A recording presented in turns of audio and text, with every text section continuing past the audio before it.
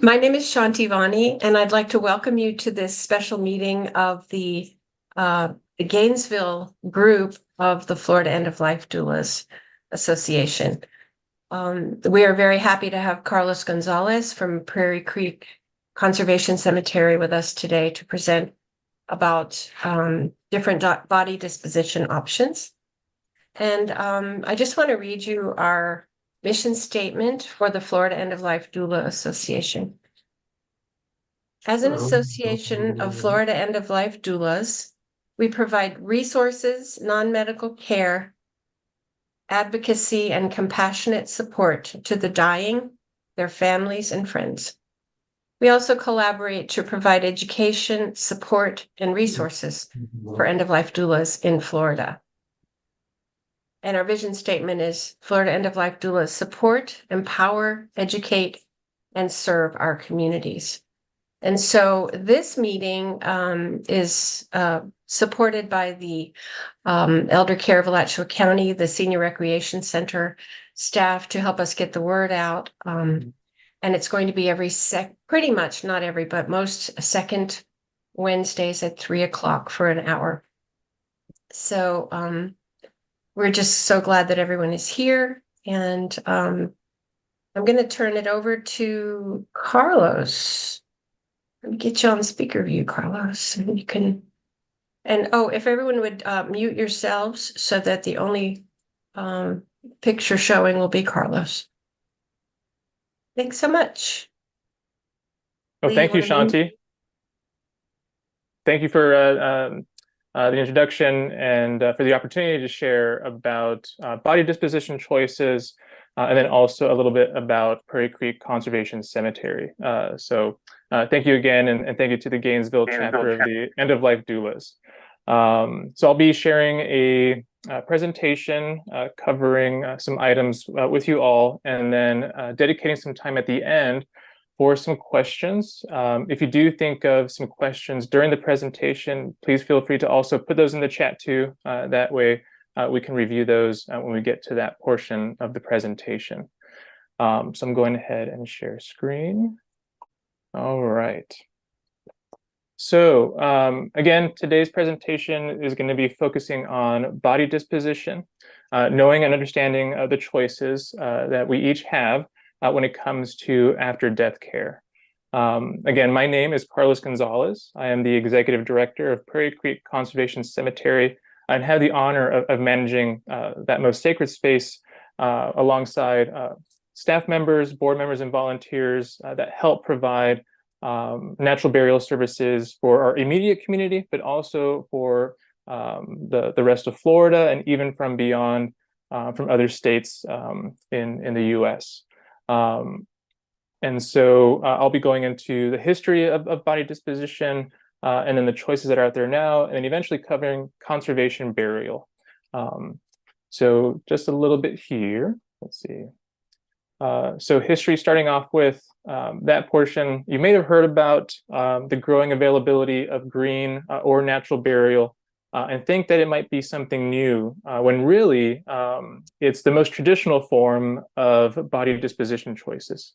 It's really far from new, and as I mentioned before, it's a very old and proven practice. We'll be going back to pre-Civil War times, and so burial was the way that human beings began to care for dead bodies of those that they had known or that they had encountered. There's evidence of burial practices dating back for more than 50,000 years. And so the term burial for thousands of years was actually what we call today green or natural burial, which means no embalming, no vaults, and if containers were to be used, it was made of simple biodegradable materials, such as a simple linen shroud, something that was biodegradable pretty much.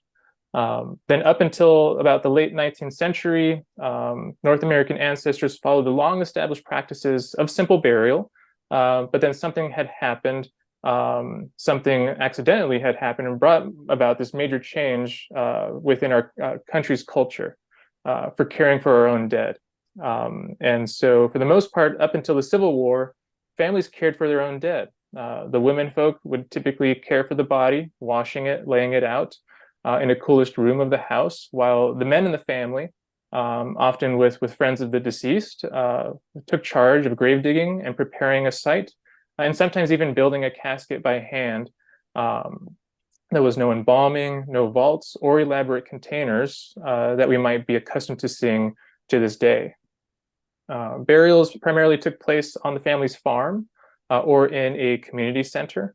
And so that was the way things were being completed before the Civil War had changed things for some time. So the Civil War, it brought tremendous hardship on families for those who had loved ones that were killed on the battlefield. And this is just an image here of some practitioners, not too sure if those bodies are actually of deceased people or if they were just posing in those positions. It seems like they might be folks that had passed. But that was just an example of how they would market themselves for their services. But not only did families have to deal with the loss of their loved ones, but they often had to take care of their loved one. But with the war, they weren't able to. And so embalming was something that had come up around this time, and then was eventually formalized into just an everyday practice. So the time-honored and sacred ritual of natural burial before the Civil War was eliminated due to lack of refrigeration, timely transportation, and so the government during this time had encouraged the existing anatomical doctors to help with getting dead soldiers back by using formaldehyde and embalming fluids. That way it can preserve a body for transportation.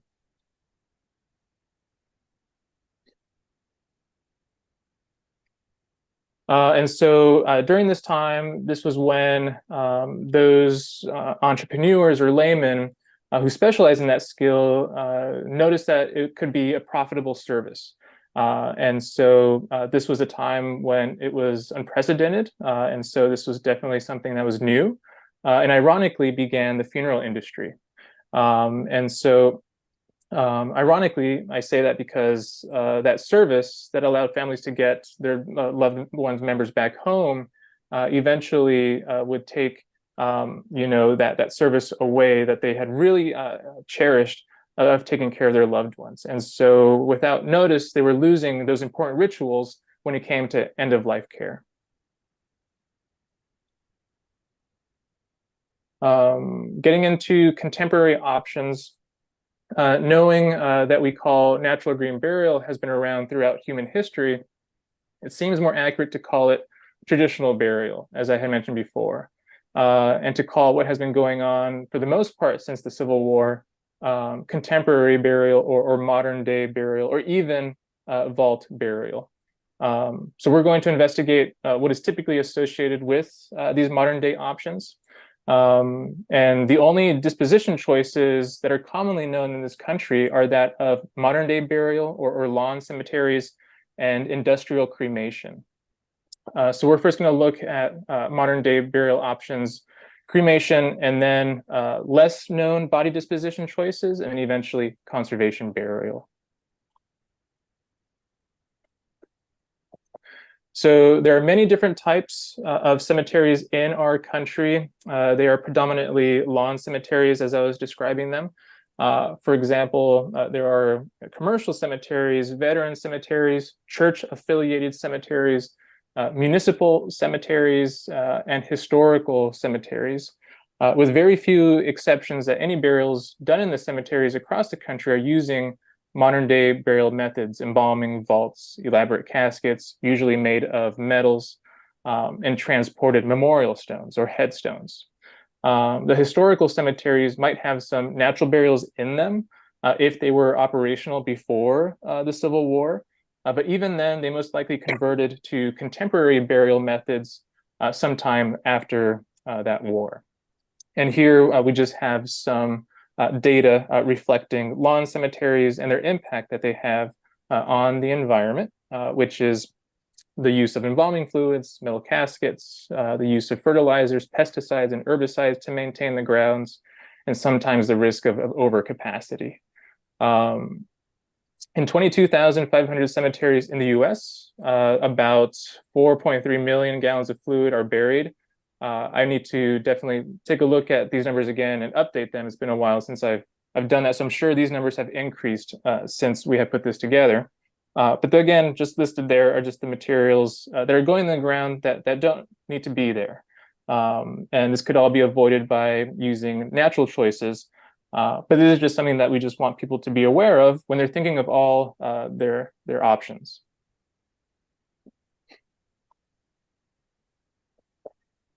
So imagine for a moment what it looks like under the manicured grass and the multitude of individual memorial monuments. You know, under the ground for every burial, there is a buried vault, which contains a metal casket. And then inside the casket is usually an embalmed body. And it is not uncommon for modern day cemeteries to bury or plan to bury 1,000 bodies per acre. And so it's no wonder why so many people to this day are wondering, you know, why things are being done that way, and it's being seen as maybe a waste of land that could be used in a number of better ways. And so you can think about, you know, city-based cemeteries being underground condominiums, pretty much, not allowing those bodies to go back to the earth and to give back as they were supposed to.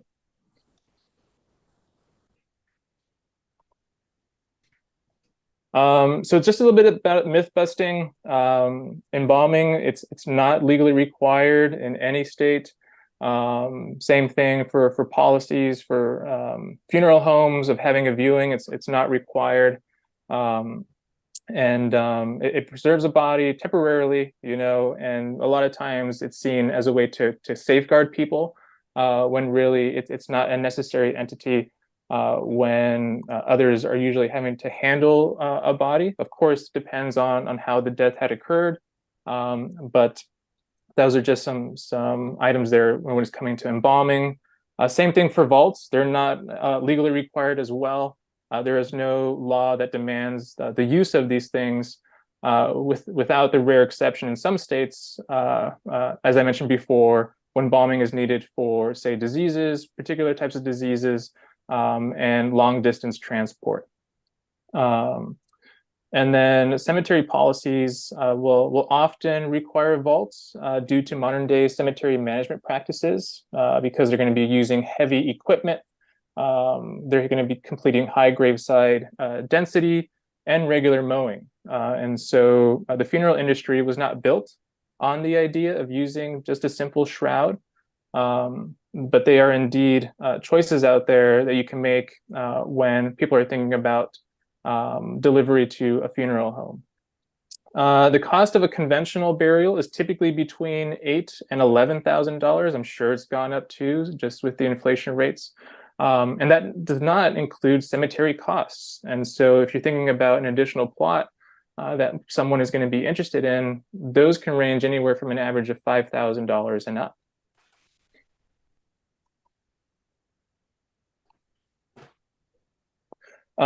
So getting into cremation a little bit. So some contaminants that are released through this form of disposition is that of mercury, nitrogen oxide, sulfur dioxide, and other kinds of particulates that we ingest and that the rest of the world and animals, wildlife, and nature also ingest over time. And so on the right, you'll see also the types of materials that are used, and the emissions also that are released. And so with the exception of some Native American tribes, cremation began back in our country as an industrial event. It had no significant percentage as a choice of disposition until about the mid-1980s, when it was only really chosen by a small percentage of people. Due to the potential economy of cremation, compared to typical conventional burial, it being so simple and often perceived as environmentally friendly, cremation is now the disposition choice of more than 50% of the public, and it's probably now closer to 70%, I would say, just given back around that time, it was being promoted as environmentally friendly. Cremains are actually pulverized bone and have little to no nutrient value left for plants, and in fact can be harmful to plants given their high pH level and salinity. And any nutrients that would have been beneficial to have gone back to the earth are just destroyed through that intense heat of the cremation process of having a body be placed in the retort. So let's see here. There's just a little bit more, but I want to make sure I have time at the end.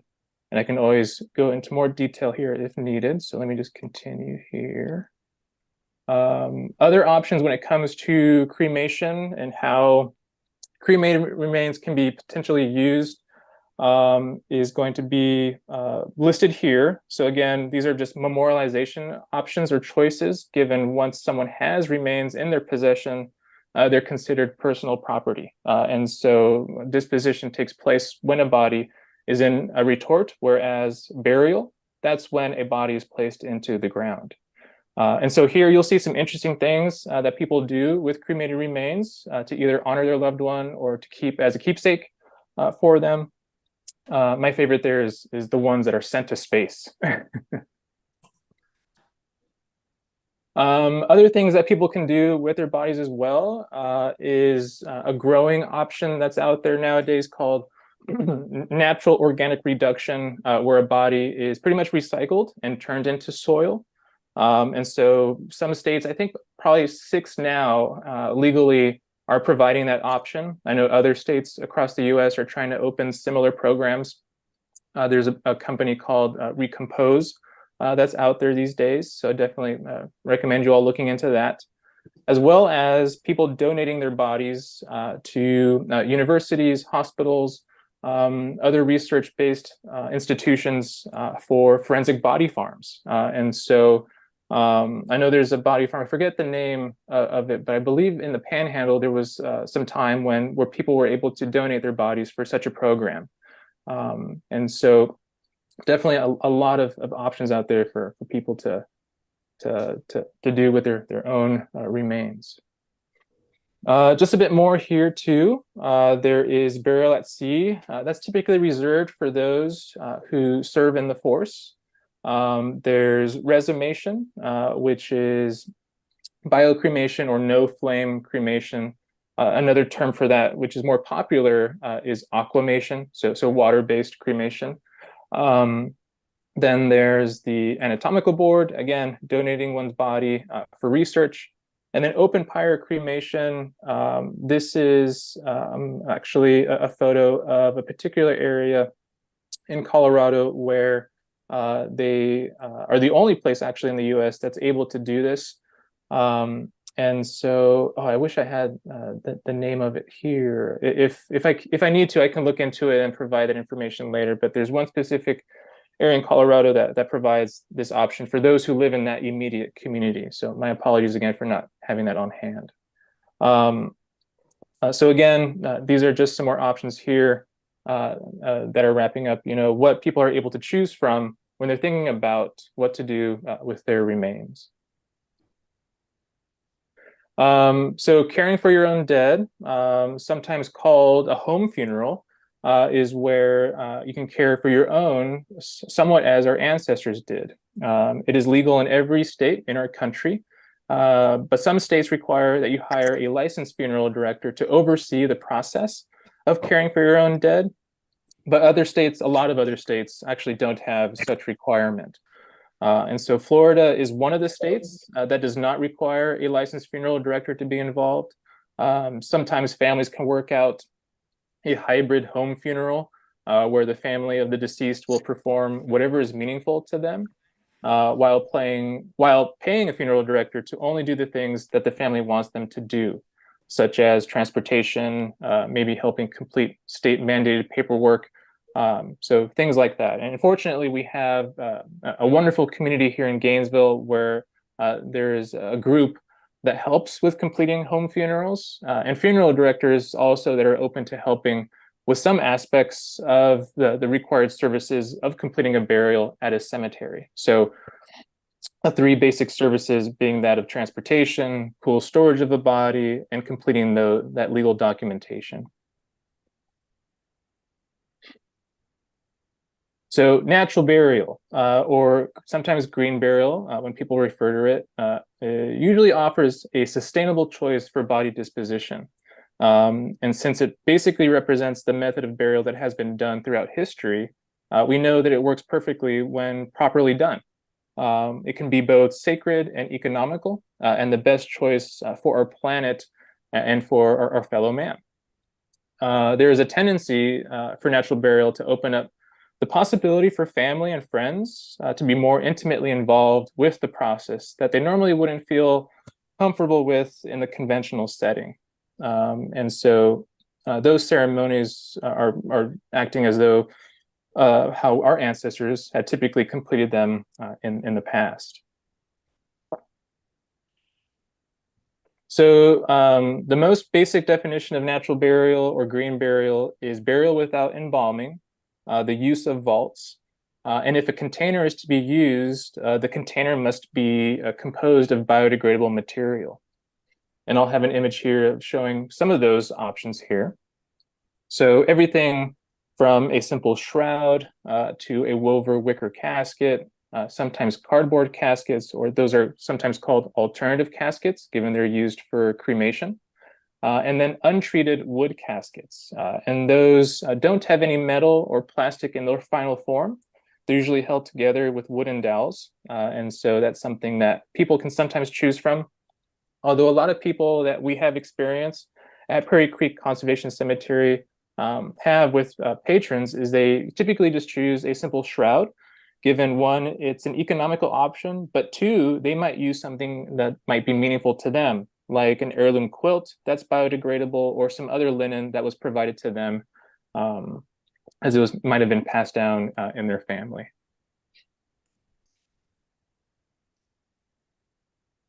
Just a little bit about the Green Burial Council. There is an international not-for-profit organization called the Green Burial Council, or known as the GBC. And they offer green burial certifications to funeral homes, cemeteries, and funeral products or producers. And so there are cemetery certifications that are in 3 incrementally rigorous categories, and those categories are hybrid cemeteries, natural burial grounds, and conservation burial grounds. And so hybrid cemeteries typically offer the choice of natural burial and contemporary modern day burial, which gives people at least a choice.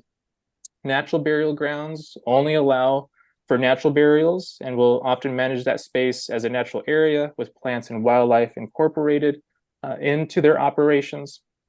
And then conservation burial grounds can only do that of natural burial services, and they must also have a conservation easement to forever conserve and protect the land and ecosystems that are within it. And I'll deeply dive into conservation burial in just a moment.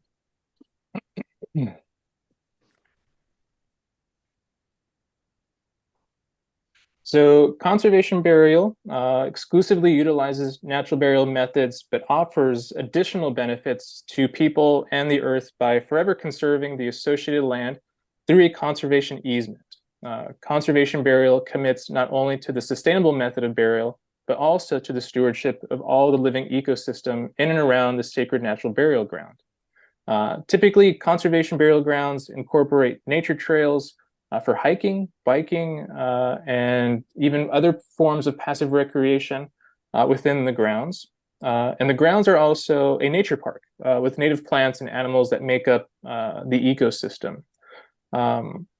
We at this space believe that this combination offers the most beneficial disposition choice.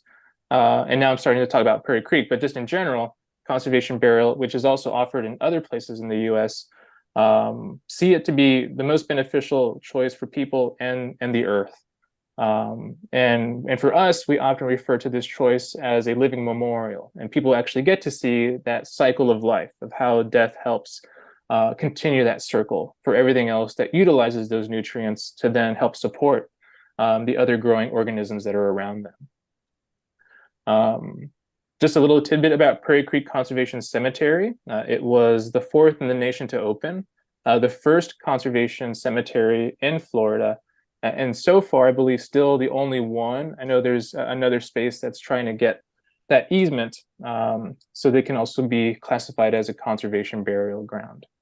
There's probably about 15 that are nationally recognized as well in the entire US, and tons more that are in the process of opening, which is amazing because we always want to make sure that people have this option, this choice, when it comes to after death care. So it's nice to see the movement continue to grow and expand. As I mentioned before, there were some more things to deep dive into as well when it comes to conservation burial grounds. For example, they must operate in conjunction with a government or not-for-profit conservation organization, which has a legal obligation to enforce that easement, forever protecting the land and associated ecosystem. They must preserve, enhance, or restore a historic native or natural community of the region, and then also restore a minimum of about 10 acres.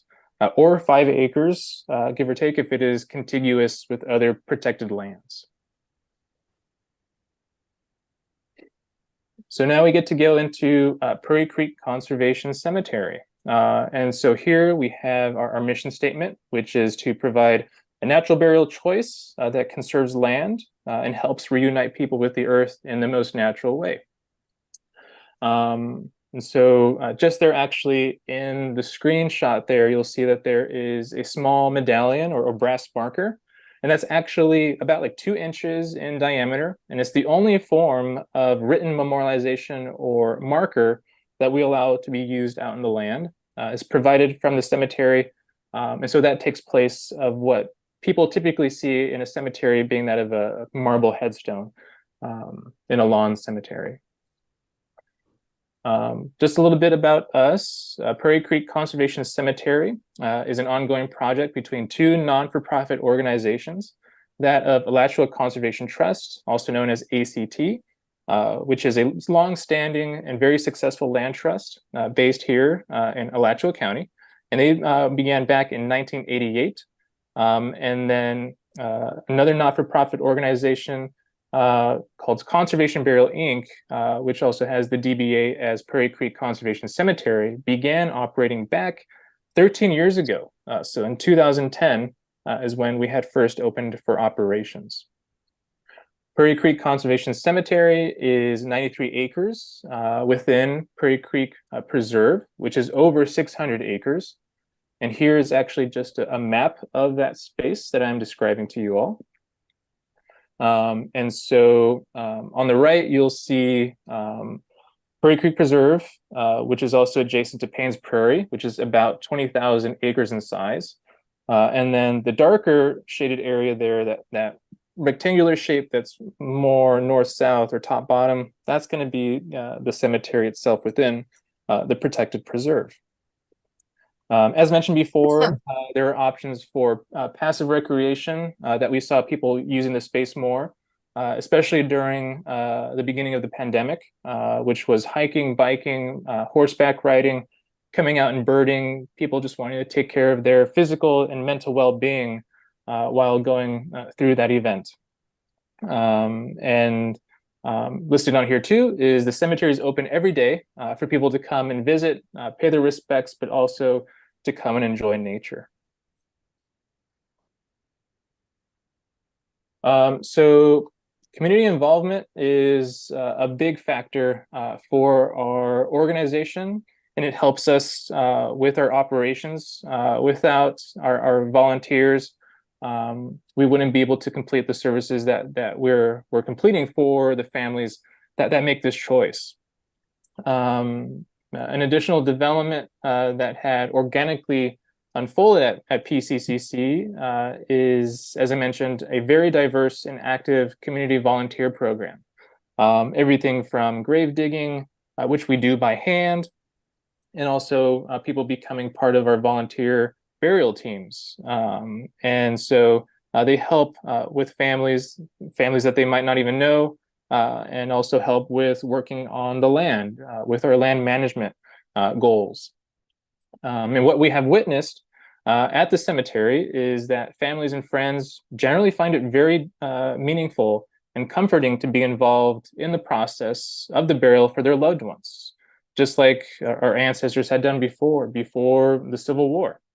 Being in the midst of nature and given the opportunity to have involvement in what we see as a sacred process, often it initiates, what seems to be an intuitive response to death, of having that active participation. It's helping go through that bereavement and process it. The involvement can definitely help with that grieving and act as a healing process. And it allows people to leave the space in a way that they normally wouldn't be able to have, say, physical, literal closure when they're at a conventional cemetery. To this day, their operations, they don't let people actually see a casket go in the ground. And so for us, we want to make sure that they're there for the entirety if their heart's desire. So every ceremony that we complete at the cemetery is completely individualistic, it's unique, and therefore each one is special at the preserve. So then a little bit more to here is that being in the midst of nature and given this opportunity, people really want to give back as well. And so it helps continue that cycle of giving back to strangers and what a lot of people see as the ultimate gift of giving back, given that person that had been taken care of will never be able to repay that debt. And so for us, our motto is we do as much or as little that the family requires.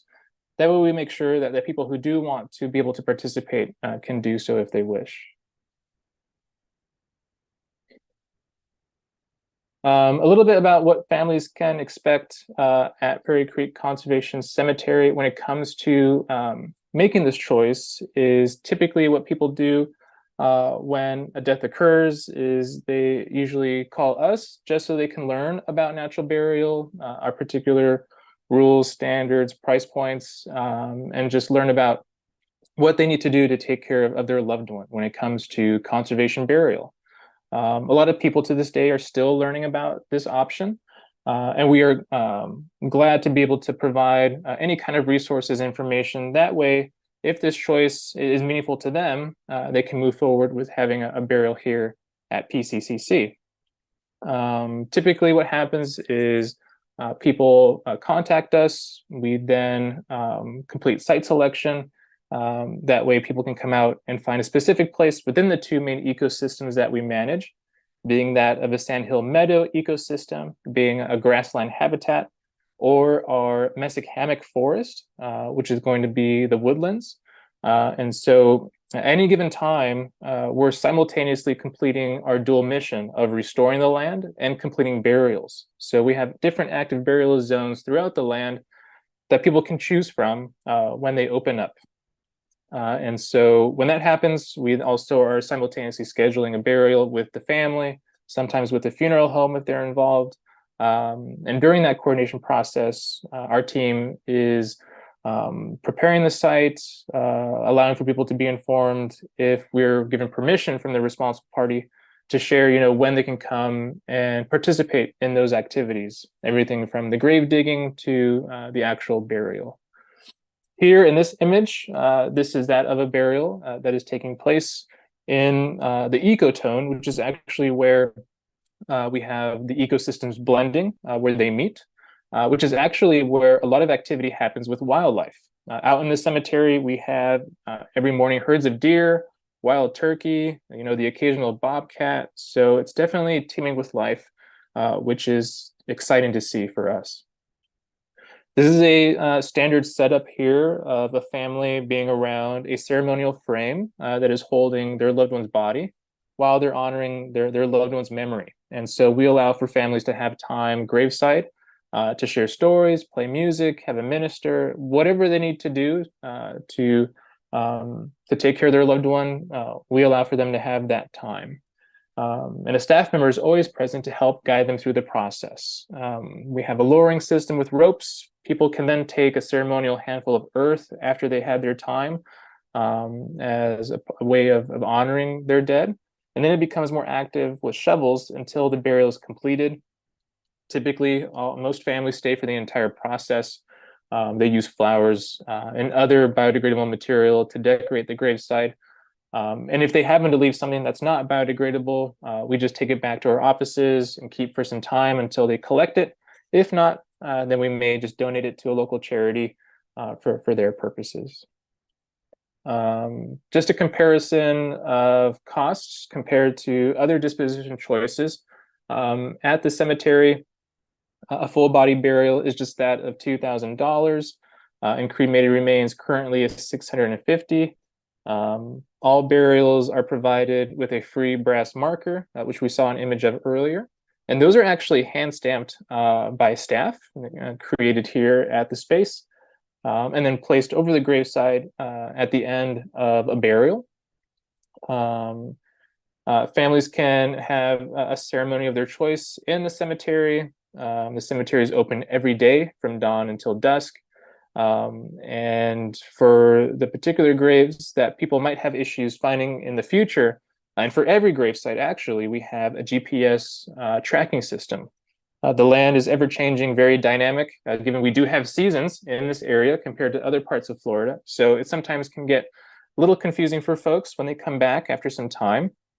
And what people can do is they can basically go onto our website, type in their loved one's name, and it'll help guide them to where their loved one is resting, which is a nice feature to have.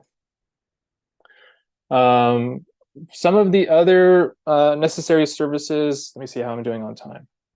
Okay, doing good. Given that Prairie Creek Conservation Cemetery is a cemetery entity only and can only provide the opening and closing of a gravesite, families will have to acquire help or complete themselves that of body preparation, cool storage, and transportation of a body.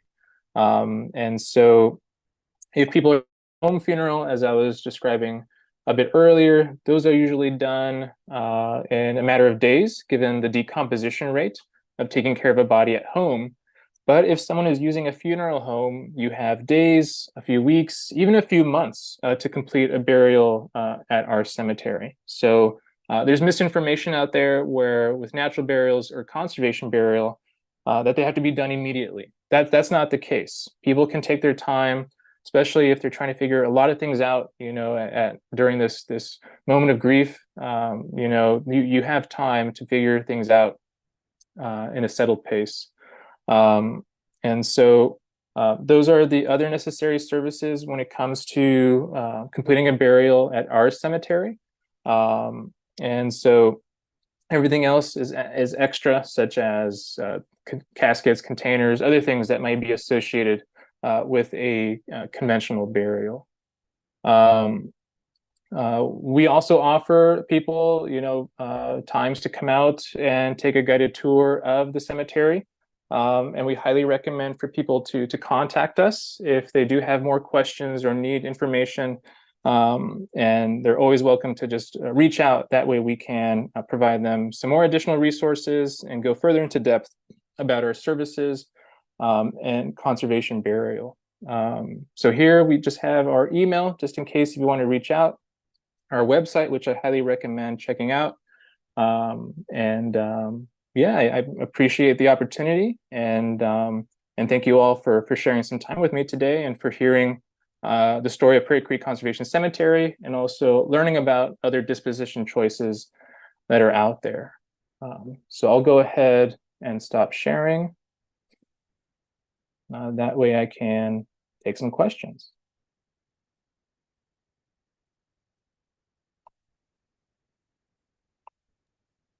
Okay, first of all, I'm just going to ask a question. So if somebody has their wedding dress and it doesn't have a tag on it that says what kind of fabric it is, and they want to be buried, you can cut the back of the dress and cover the body with that, what would we do if we don't know the kind of fabric it is?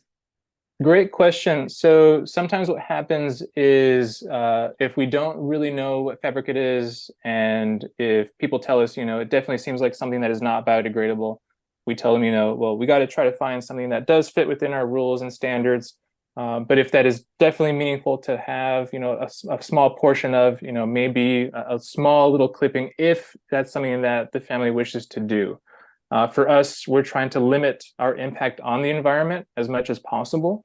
And so usually when we explain things with families, they're very understanding. And so when it comes to items like that, there are things that we can recommend.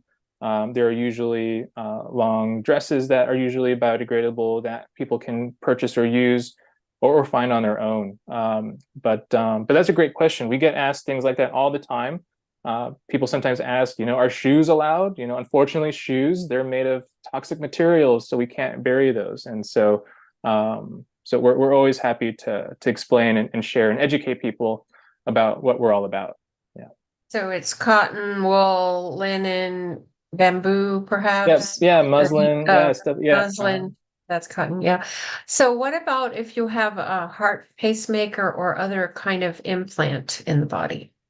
Wonderful question. Yeah, so similar to that of embalming or using formaldehyde, we don't want anyone to go through any invasive processes. And so if someone does have a pacemaker or has metal prosthetics within their body, we're not going to make them remove that.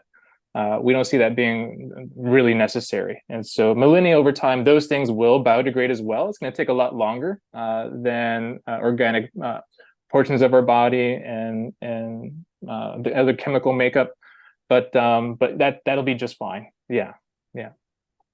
Right. So if anyone else has a question, you can raise your hand, mechanical hand or real hand. Marty, you want to unmute? Just wanted to ask you about the entry point into the prairie. I know the area fairly well. Where do you walk in through? If you show us a picture, tell us, from your slide or the entry, or what road you go in on. Yeah, great question. Let me see over here on my other screen if I do have that on what I had provided earlier. So off of the main county road 234, if you all are familiar with Gainesville, we have a main entryway into Prairie Creek Preserve, which is also a main entryway to a road that takes people to our office space. Yeah, let me see if I can pull this up real quick. And people can pull in. There is an immediate fork in the road that people can then drive into. And Cemetery Lane, which is the first road on the right, is the space that people will then use to get into the cemetery. Let's see. Oh, I've lost the slide here. Hang on.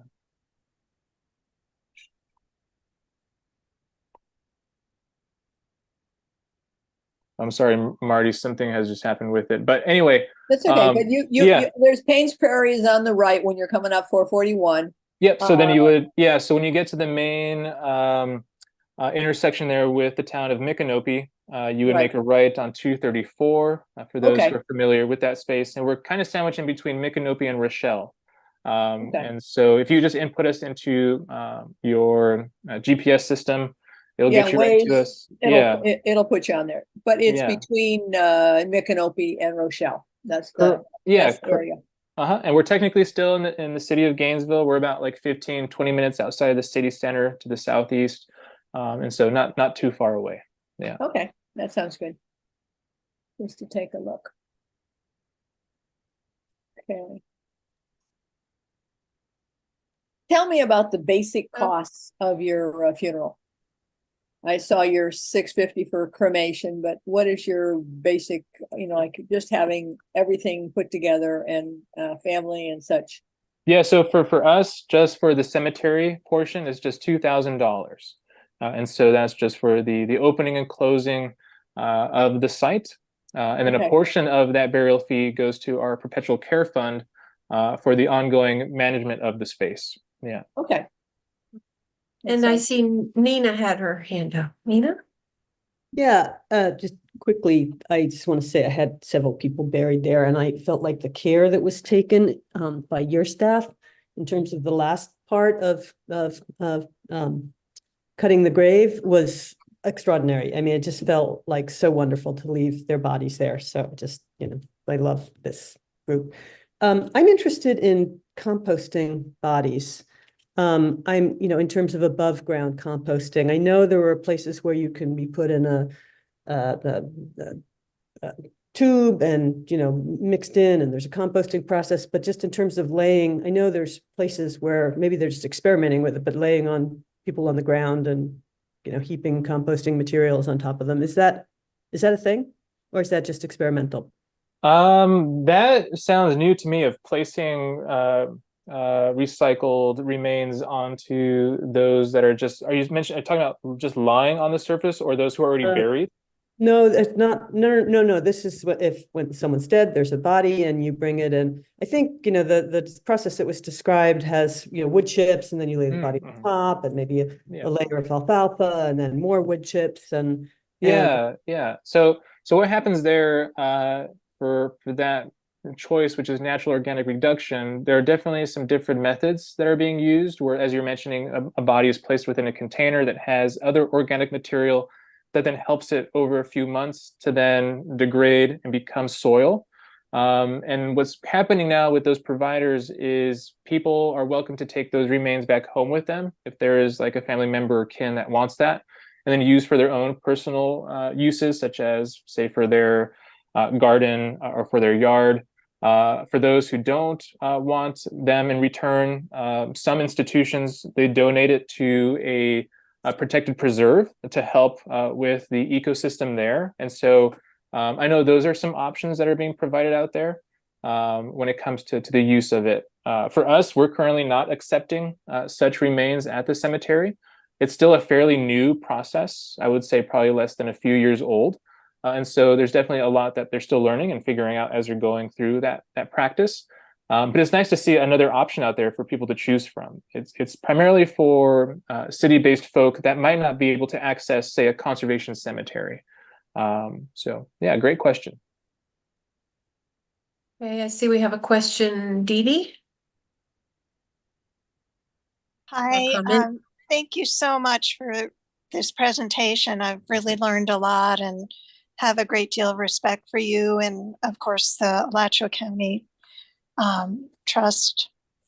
I was wondering, when you mentioned about the Native American tribes cremation, is that something from the past, or does that still go on? I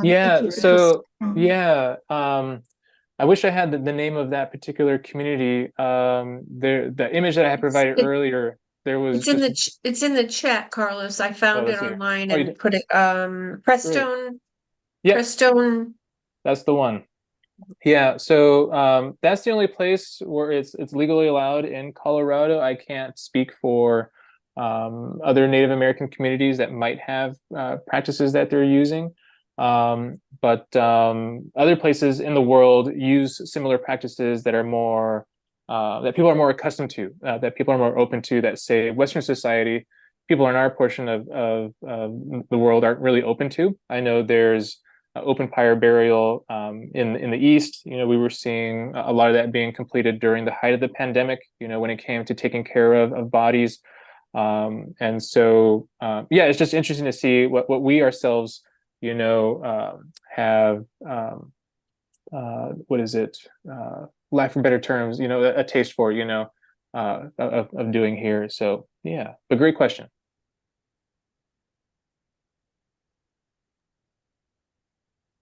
Any other questions? I bet you have some. I see in the chat there, I think is one. Let me see here. Let's see, are there any particular funeral homes that you coordinate with? Recently saw an ad for one. Yeah, so we work with any and all funeral homes in and outside the state of Florida. There are some that work with us on a regular basis that have a wonderful background with us, and also a history and experience knowledge of what conservation burial is all about. And so there are folks within our immediate community that we work with, but then also other parts of Florida, South Florida. We have people that are driven to us from down there. And even from outside the state, we had people brought to us from Michigan, Idaho, Texas. And so if people are willing to work within our standards and procedures, we're willing to educate them and help them as much as we can. So it's nice to see more funeral homes offering this choice. Not every institution is open to this. And so when we do hear or see of some that are wanting to do this and learn, we're happy to provide them with that kind of help. Because they're also noticing that there's this growing movement and demand within their communities that they serve. So it's nice to see and to be a part of. Yeah.